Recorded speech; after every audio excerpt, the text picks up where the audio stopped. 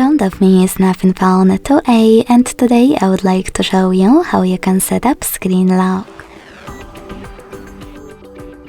Begin by opening Settings and scrolling down to access Security and Privacy. Then scroll down again and tap on Device Unlock. Finally, click on Screen Lock and tap on one of those login methods: pattern, PIN or password.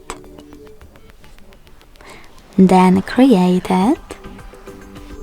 Choose Next at the bottom right corner and repeat it to confirm it. Then select Confirm, also at the bottom right corner.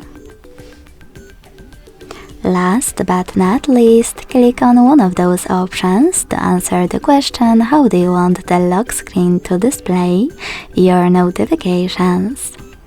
Show all notification content, show sensitive content only when unlocked, or don't show notifications at all. Wherever you decided when you finished, use Done at the bottom right corner. So when I switch off my screen and turn it back on, icons that pattern is required.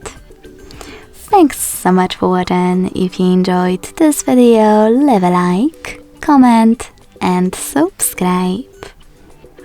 Bye!